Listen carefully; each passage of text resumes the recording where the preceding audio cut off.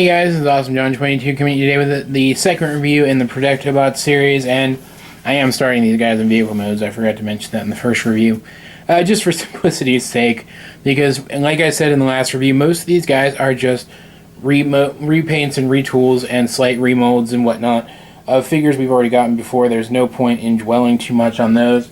The one exception among the limb pieces is one of the two figures we're going to be looking at in this review, and that is Rook here, who replaces Groove as one of the limbs, but we're going to talk about him second because there's a lot more to talk about with him. First, we're going to talk about Blades, who is just a direct repaint of the other helicopter we've gotten in Combiner Wars. I'm pretty sure that's clear to anyone looking that he is just a complete repaint, and he's a good-looking repaint. He's got this really cool rescue sigil here. I believe it says yeah, Autobot Coastal Rescue. It's a great symbol with little anchors around it. Great Autobot symbol. Rescue. Really bright red, kind of like First Aid. His missiles are silver. They will focus. There we go.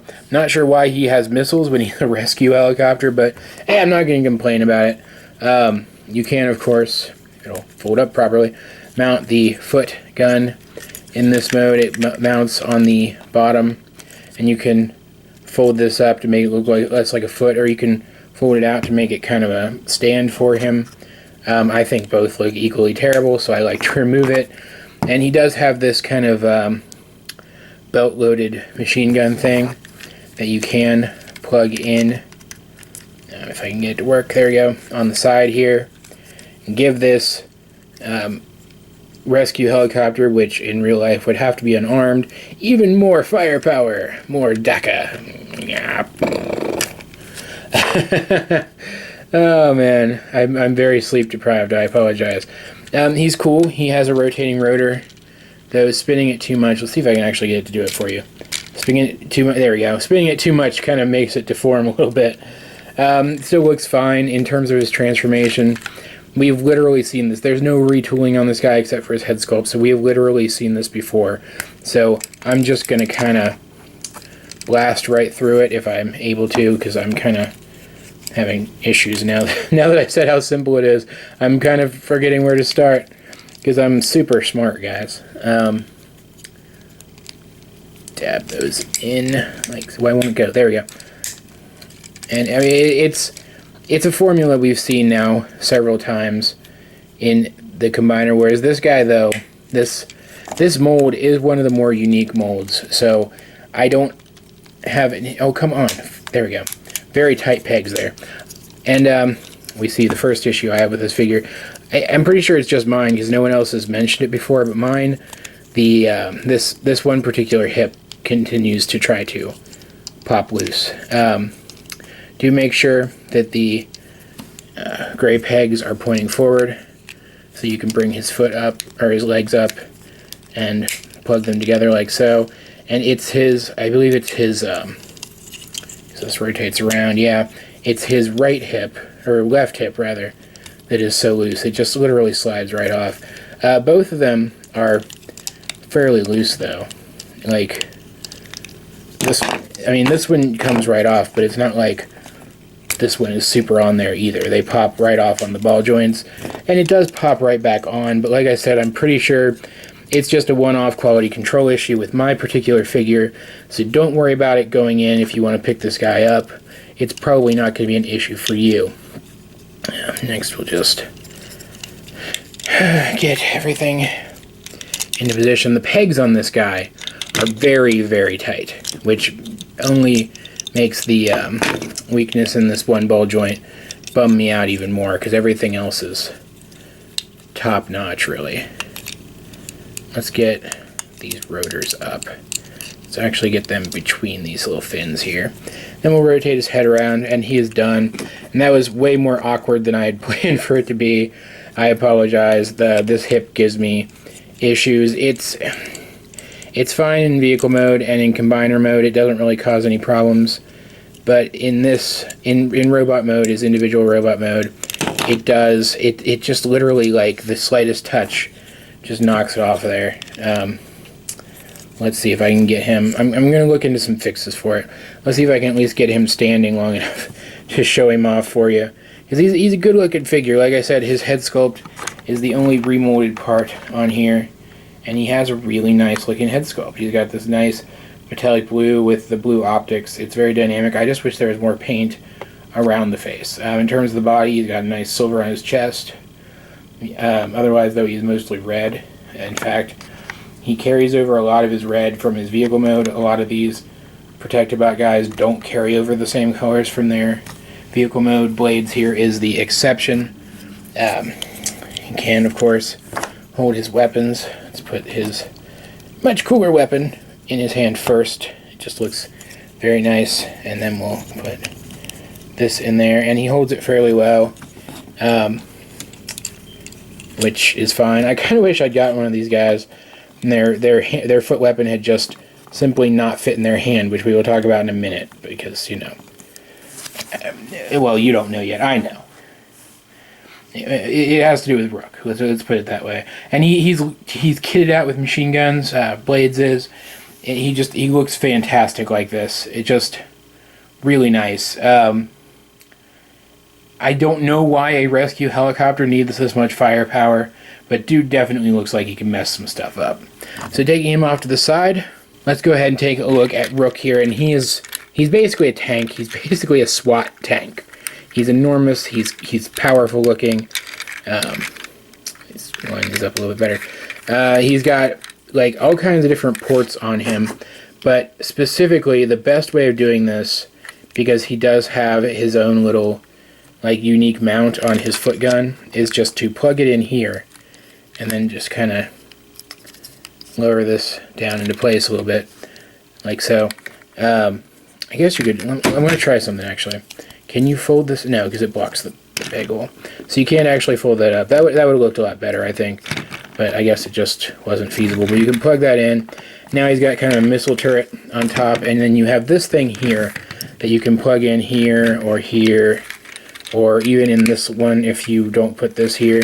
Where they want you to put it is in the front here. So it's kind of this lancy thing. And on the bright side, that does give us a fully symmetrical Combiner Wars vehicle, which his wheels aren't quite even. It doesn't feel like. It still rolls fine though.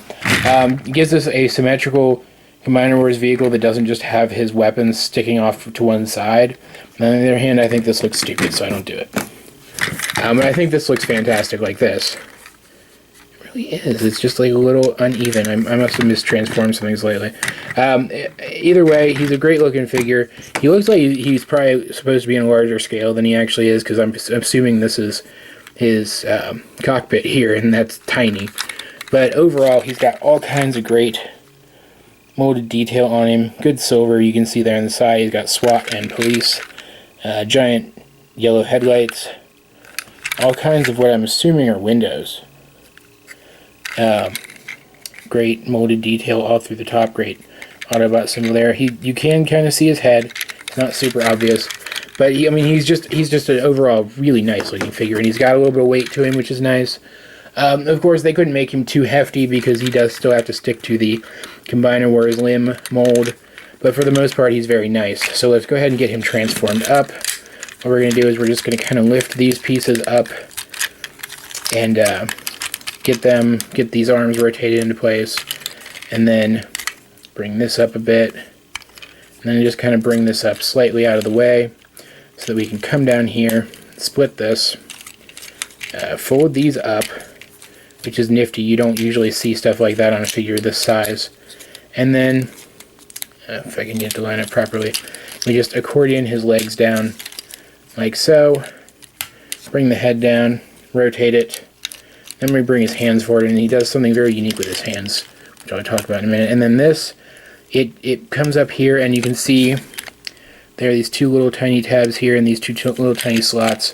It actually holds the backpack in place, and we end up with a really bulky looking figure, like especially next to Blades here, who's kind of the stick figure of the team. You can see there's a definite difference in bulk, even though they still have that same base core mold that has the little connector port and can turn into a foot or an arm.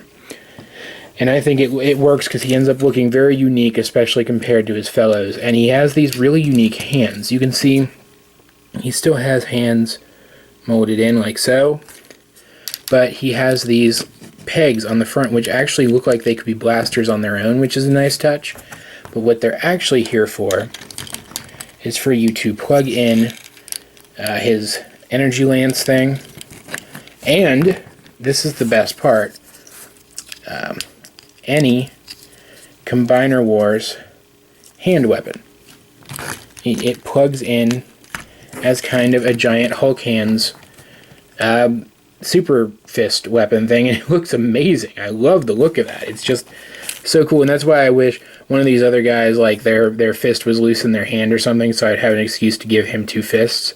But I don't, unfortunately. But he still looks really good like this, with his kind of main hand weapon and offhand weapon. And overall, just a great looking figure. I didn't show articulation on Blades because his leg kept falling off, but he does have the standard articulation, as does Rook. Every point that we are used to having articulation in these guys, we have in this guy. And despite the fact that he's bulkier looking than the others, he actually has better articulation. Like, for example, his head has a much greater range of movement than a lot of these other protective mods do. Speaking of his head, it looks great. He's got this kind of helmety looking thing on him. First of all, he looks like he's got guns in the front of his head, which is badass. And then he's got this great silver face that looks like it's got a guard over it, so it's protected. Then he's got an Autobot symbol there, which I believe is the only one really visible in his robot mode, which isn't a bad thing. It's unique. Forgot the waists can rotate on these guys before I forget to point that out. I don't think I've said that yet this series reviews. Anyway, his head also kind of looks like a chest Rook, which is pretty nice. Overall, just a really good, really unique looking new figure that is easily my favorite out of these four limbs, and possibly all of the components of Defensor. There's kind of a toss-up between him and Hotspot, but we'll get to that. We'll get to Hotspot pretty soon. I am going to, as I mentioned, show you guys this guy's limb modes, which is going to be interesting because this is actually the first time I've transformed him to foot mode. We're going to actually, let's bring these up, starting with foot mode, like so, plug them together like so, and I believe what we do then is rotate his head, bring it doesn't work, there we go, like this. We bring it like this, bring this up a bit, then we put his arms back into their default vehicle mode locations, bring this down, and it kind of pegs in. You can see there's slots here and pegs here. It kind of pegs in, but it's loose. Then we can bring his head up a little bit more to hide it, and straighten out his hand into a foot again, and it just plugs in there. Now we have this really thick foot that I don't particularly like. I feel like there's too much going on in the front here. Of course, bring up the connector port, obviously. And there's no good storage for this piece in this mode either. I guess you could like plug it here or something, like turn it a little bit. I just think that looks silly. It's gonna look silly wherever you put it in this mode, but I don't want to just stick it to the front. I mean, because that brings this out even further, and I think just looks even worse. I just don't like it. It's not a good looking leg. So the mode I prefer for him is his arm mode, which is actually pretty freaking similar to this. Now that I'm actually seeing it, what we're going to do is we're going to bring his legs back down to their full length and plug them back together. Rotate this like so. Return his foot gun to hand configuration. Plug it in like so, once again in the same exact spot, which makes me wonder, why is this peg here? I guess just for the weapon and vehicle mode? I don't know, whatever. Then bring this down, and then this is a little better now because we can peg this in here like so, and now it looks like part of the shoulder, and it's not not as bad. And I just think this is just a much more dynamic overall mode for this guy. You may disagree. I do know I've read some reviews and watched some reviews online of people who vehemently disagree with that fact, but for the most part, I think this works better, and it's the configuration I'm gonna be going with. Missile Punchy. And that's about it for this review, guys. I certainly hope you enjoyed it, because I enjoyed making it. Please help me out, like and subscribe, and leave a comment down below if you feel so inclined. In the description down below, you'll find links to all the other things I'm working on, including a link to the blog post, which contains a list of all of the figures in my collection up for review. Check that out, and if you see anything in it that you'd like me to review, let me know, and I will see what I can do. This has been Awesome John 22, and I will talk to you in the Hotspot review.